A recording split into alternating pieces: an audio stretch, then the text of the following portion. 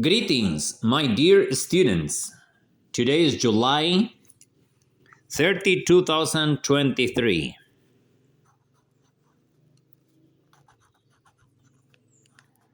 I'm broadcasting from the headquarters of Bird Friendly Amazonian International. This entity is homed in the head canton town of Huamboya, in the province of Morona, Santiago. This is the Amazon region of Ecuador.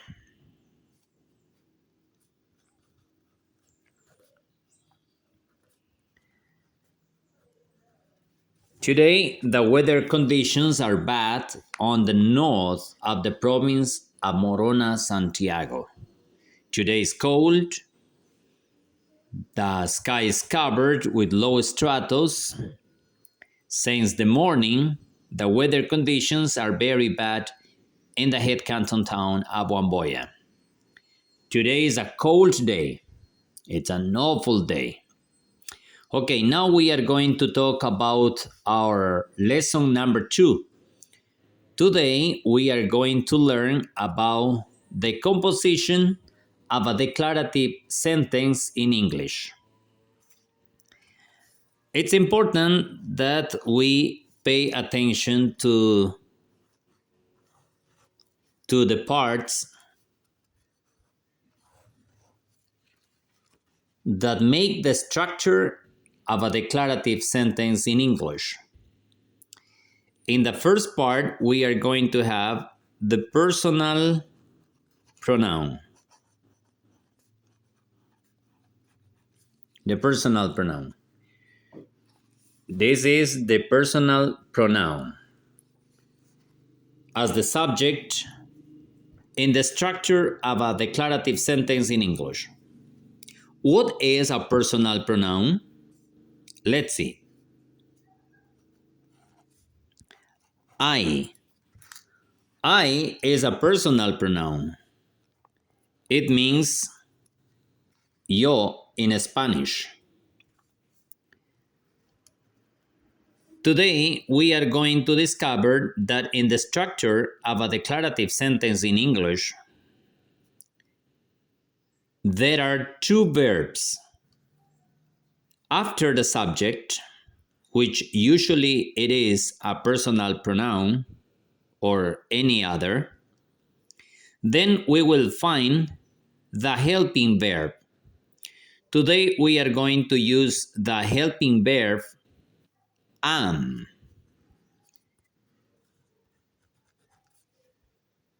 Am is the verb to be. We are going to conjugate the verb to be. Each conjugation of the verb to be is a different helping verb. The helping verb am, which works after the personal pronoun I, is going to help us to describe activities that are happening at the very moment when we are speaking.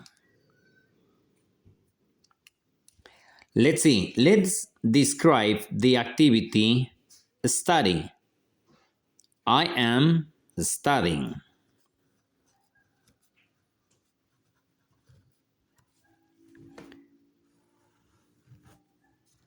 This is the helping verb. I is the subject. Am is the helping verb. Let's write here. Helping verb. Helping verb. Am. Today we're learning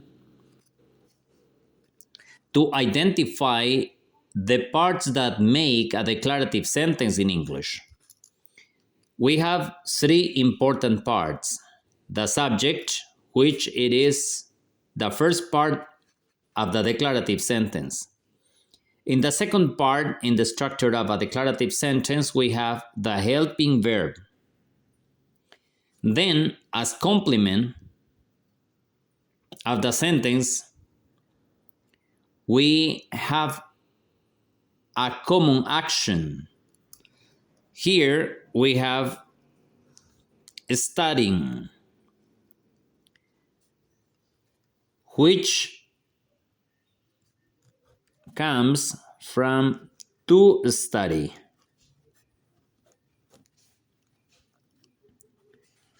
Let's see again. Let's make a review. Today we are learning to identify the basic parts that make a declarative sentence in English. The subject, the helping verb, and the action, a common action in the complement of the sentence. Today we are starting with this sentence. I am studying.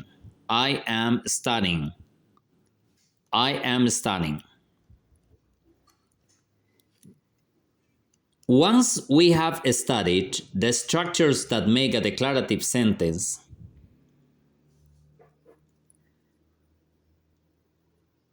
as a review, the subject, the helping verb, the complement, we are going to see the different helping verbs. Now we have to study the different helping verbs that we have to study now. From each helping verb appears a different message that we compose in the structure of a sentence. The verb to be, the conjugations of the verb to be, these are the conjugations of the verb to be, verb to be, verb to be, conjugated in the present. Here I'm going to write, let's see, here I'm writing to be. It is in the simple form. A verb in English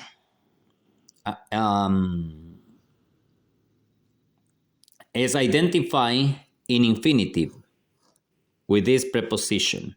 To is a preposition. Is a preposition. The preposition to makes infinitives in English. So to be is an infinitive, but when we conjugate the verb to be, then we have I am, you are, he is, she is, it is,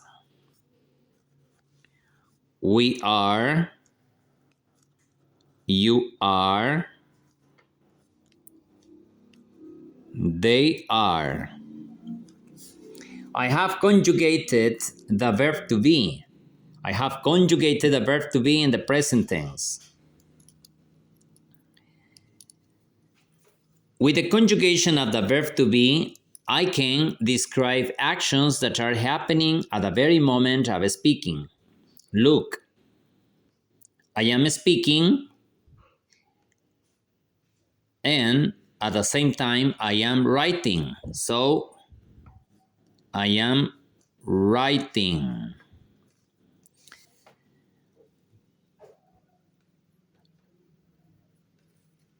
I am speaking, and at the same time I am thinking.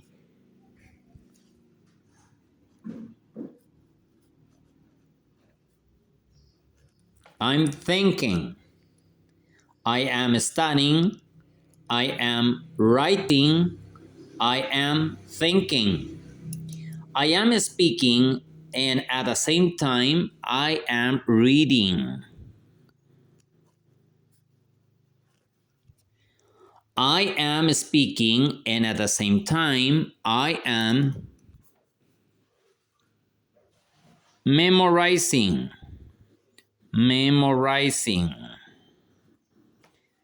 I am memorizing vocabulary. I am speaking, and at the same time I am repeating. I am repeating vocabulary. So, okay, my dear students, today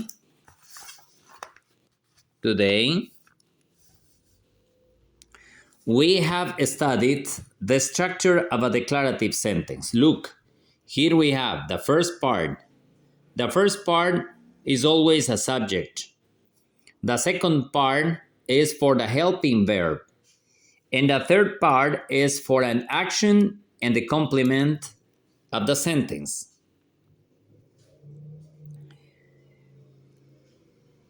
In the action or in the complement, the third part is all the time composed with an action, with a common action, and then there are modifiers for the action and some other words that will complement the sentence.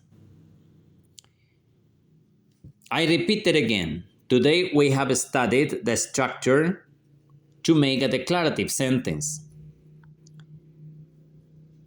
1, 2, 3. The first, the second, the third. Primero, segundo, tercero. 1, 2, 3. 1, 2, 3. In the first part, we will find the subject. The personal pronouns are always a subject. Let's listen to the personal pronouns in English. I, yo. You, tú. He, él. She, ella. It es un pronombre neutro. We, nosotros. You, ustedes. They, ellos. I am, yo soy o estoy. You are, tú eres o estás. He is, él es o está. She is, ella es o está. It es o está. Muchas veces utilizamos esta estructura eres para describir el tiempo. Miremos.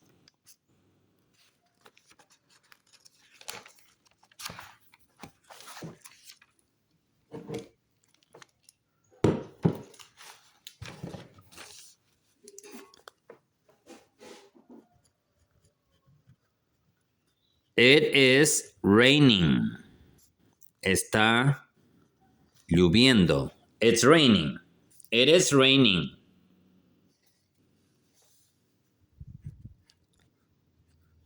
It's snowing. Está nevando. Muchas veces describimos el tiempo sin una acción en ing. It's cold. Más bien hemos usado un adjetivo que describe al tiempo como frío. It's cold. En español, hace frío. Entonces, it is se puede interpretar con la frase hace o el verbo hace para español, para expresiones que describen el tiempo. It is es un caso especial en la conjugación del verbo to be. We are, nosotros somos o estamos. You are, ustedes son o están. They are, ellos son o están. Once we have studied the conjugation of the verb to be in the present tense, we can learn a list of actions so we can describe those actions as actions that are happening at the very moment at speaking. Let's see. Miremos. Después que hemos estudiado la conjugación del verbo to be, es necesario estudiar una lista de verbos comunes o acciones. Los verbos son acciones. Vocabulary. Vocabulary. Vocabulary. Vocabulario. Actions. Acciones. Actions. Each action is a verb. Cada acción es un verbo. Each action is a verb. Each action is a verb. A verb when describes continuity,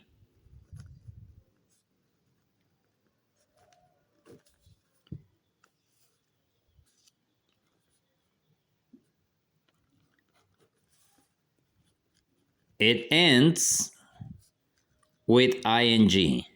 With ing. Let's see. Work. When we study the actions, we need to know that the preposition to must be at the left side, always. We need to know this. Work is the verb root. Cuando hablamos de acciones o verbos, debemos de entender que siempre estará la preposición to a la izquierda. Por separado, la raíz de la acción. To work is the verb trabajar. To, for Spanish, is are, ear. Let's see. To work, trabajar. Let's describe this action on continuity. I'm working.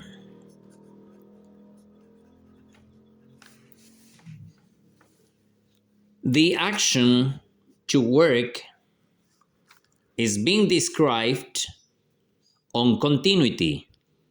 I'm working. I'm working. Let's see another example. I'm speaking. I'm speaking. I'm writing.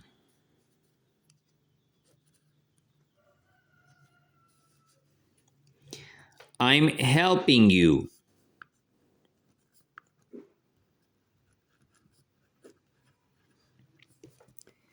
Okay. Vocabulary. Vocabulario. To work, trabajar. Let's see. Veamos. To work. To work. To help. To help. To speak. To speak. To write. To write.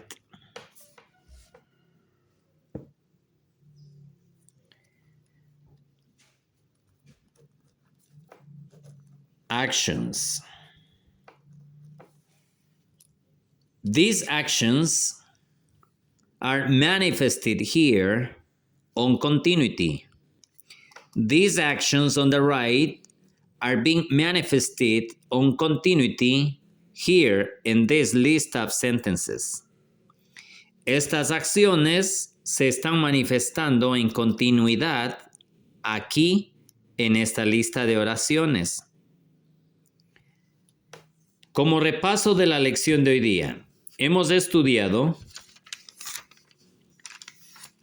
que después del verbo to be conjugado podemos usar cualquier verbo terminado en ing. Cuando conjugamos un verbo, cuando lo usamos con los diferentes helping verbs, ya no va a tener to después del helping verb. Miremos. I am working. Yo estoy trabajando. Mis queridos alumnos, my dear students, I hope that you understood the lesson of today. Espero que hayas entendido la lección de hoy día. Cualquier cosa, anything, for anything, if you have any doubt, if you have any doubt,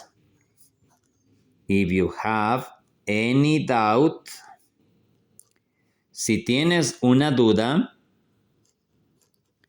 if you have any doubt, please call me on 0969769 09697 68302. I repeat it. 09697 68312. I repeat my phone number. 09697 68312 for any question that you can have. I write my telephone number again.